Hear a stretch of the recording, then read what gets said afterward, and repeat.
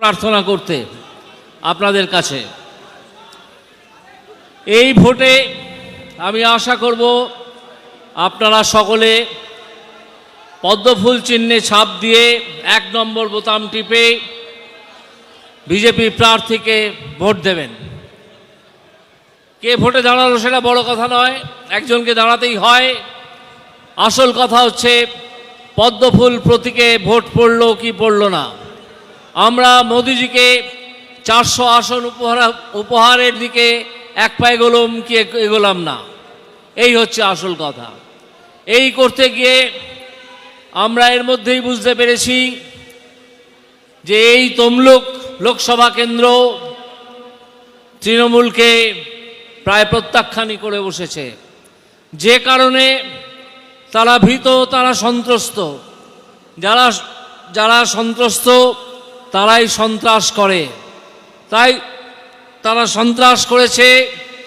কাল তারা ময়নার কোনো একটা জায়গায় সন্ত্রাসে লিপ্ত হয়, মানুষ প্রতিরোধ করায় তারা পালিয়ে যায়। এইখানে নন্দীগ্রামে 8 জনকে তারা আহত করে, তার মধ্যে 1 জন মারা গেছেন, দুঃখজনক মৃত্যু, 7 জন আরও আহত। এই অবস্থায় আপনারা বুঝতেই পারছেন যে সন্ত্রাস তারা শুরু করেছে তার কারণ হচ্ছে তারা বুঝে গেছে মানুষের প্রত্যাখ্যান। আপনারা সকলে সিদ্ধান্ত নিন যে চোরকে আপনারা এখানে রাখবেন কি রাখবেন না। চোর তাড়াতে হবে, চোর তাড়াও, চোর ধরো। আমি আর বিশেষ কিছু বলবো না। আমাদের শুভেন্দুবাবু আছেন, তিনি কিছু বলবেন। আমার প্রচার প্রায় শেষ, 4টে, 4:30, 5টার মধ্যে শেষ করতে হবে, আরও 1-2 জায়গায় যেতে হবে। আমি তাই মাইক, আপনারা জানেন আমরা অত্যন্ত ব্যথাতুর হৃদয় নিয়ে আজকের এই সভা করছি। তার কারণ আমাদের একজন মাতৃসমা সাউথখালিতে তফসিলি পরিবারের একজন সদস্য আমাদের রথিবালা আড়ি, তাকে নৃশংসভাবে তৃণমূলের গুন্ডারা খুন করেছে। আমরা এই খুনে বিচলিত, আমরা সারা রাত্রি কেউ ঘুমোয়নি। 3:30টার সময় মেঘনাথ বাবু থানায় পৌঁছেছেন। আমি 4টা থেকে সমানে যোগাযোগে থেকেছি। সঞ্জয় আড়িকে দ্রুততার সঙ্গে কলকাতার প্রাইভেট নার্সিংহোমে ভর্তি করেছি মরণাপন্ন অবস্থায়।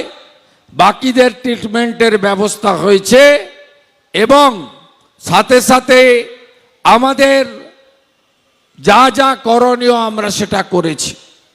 ইতিমধ্যে আমরা 25 জন গুন্ডার নামে তার পরিবারের কন্যা এফআইআর করেছেন।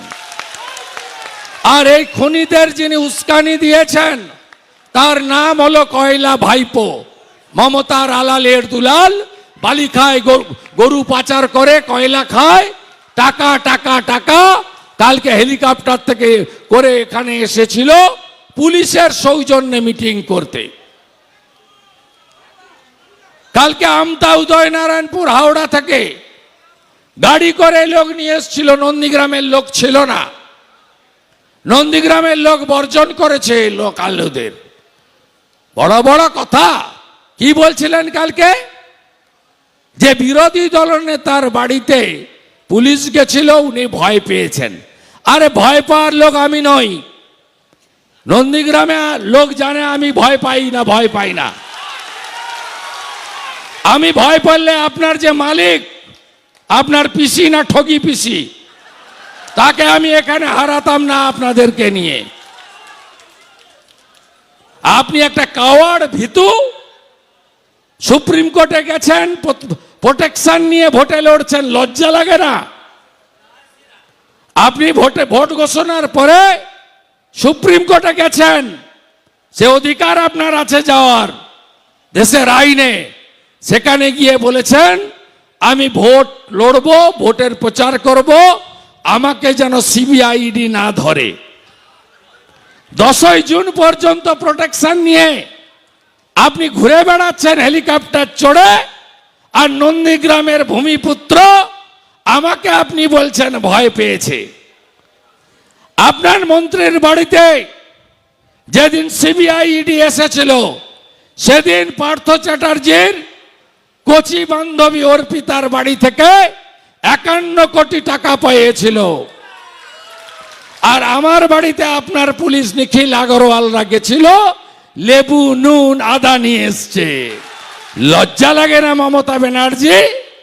3 টাকা দামের মানি ব্যাগ পাঠিয়ে লক্ষ্মীর ভান্ডার লোভ দেখাচ্ছেন, আর রথিবালা আড়ি কি মা নয়, দিদি নয়, মহিলা নয়?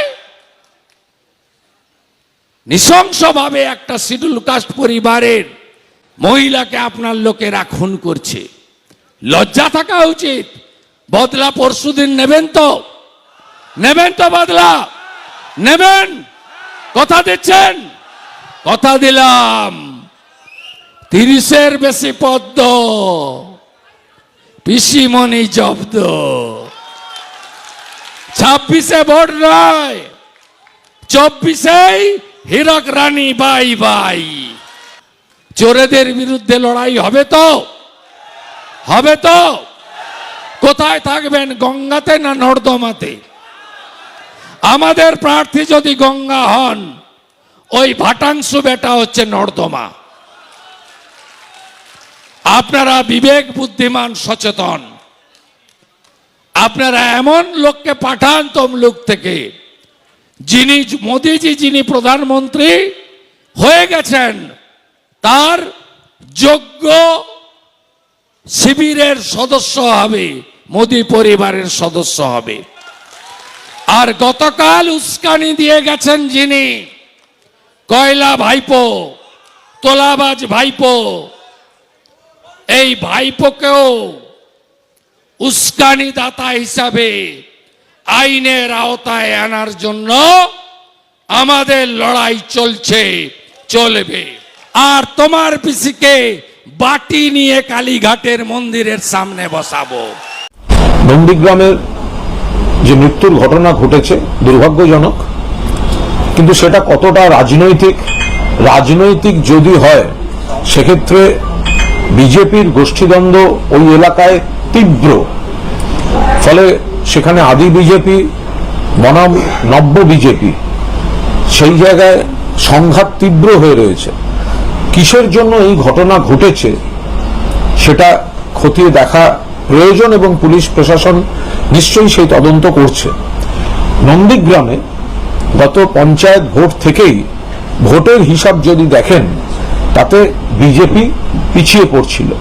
নন্দীগ্রাম বিধানসভা কেন্দ্রে 2021 সালে নানা রকম কারচুপি করে এবং লোডশেডিং করে ফল উল্টে দিয়ে যে সামান্য ভোটে একটা বিতর্কিত ফল ঘোষণা করা হয়েছিল, পঞ্চায়েত নির্বাচনে জেলা পরিষদ স্তরে যেখানে মূলত পার্টির প্রতীকে নির্বাচন হয়, ওই নন্দীগ্রামে 10,000-এর বেশি লিড ছিল তৃণমূল কংগ্রেসের। এবারও নন্দীগ্রামে তৃণমূল কংগ্রেসের লিড নিশ্চিত।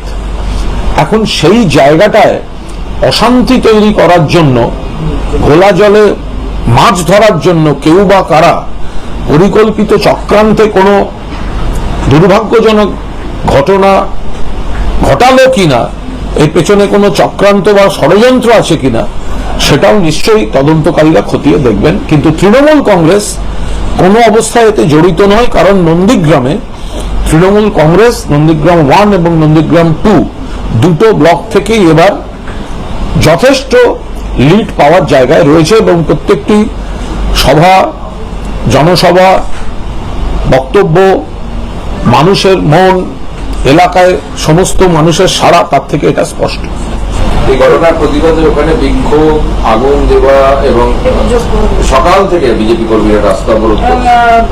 শুভেন্দু অধিকারী তিনি আবার বদলা নেওয়ার হুঙ্কার দিচ্ছেন। ওরা আসলে বলছেন যে হলদিয়ার সভা থেকে মমতা বন্দ্যোপাধ্যায় বলেছিলেন বদলা চাই। গতকাল অভিষেক বন্দ্যোপাধ্যায় গিয়ে নন্দীগ্রামে মিটিং করলেন, তারপরে আজকের এই ঘটনা। মানে তৃণমূলের কোনো প্ররোচনা, কোনো উস্কানি এর মধ্যে নেই। তৃণমূল নেতৃত্বের বক্তব্য সম্পূর্ণভাবে গণতান্ত্রিক, বরং প্ররোচনামূলক বক্তব্য ধারাবাহিকভাবে বিজেপি নেতৃত্ব রেখে চলেছেন। এবং সেই জায়গায় দাঁড়িয়ে যে তাণ্ডব বিজেপি কর্মীরা করছেন, তাতে দেখলে মনে হচ্ছে যে এলাকাটা ওদের বাইরে চলে যাচ্ছিল হাতের, সেই এলাকাটা গন্ডগোল করে দাদাগিরি করার জন্য কোনো মৃতদেহ তাদের দরকার ছিল কিনা, কোনো রক্তারক্তি কাণ্ড তাদের দরকার ছিল কিনা, এই আসপেক্টটা তদন্তকারীদের খতিয়ে দেখা দরকার।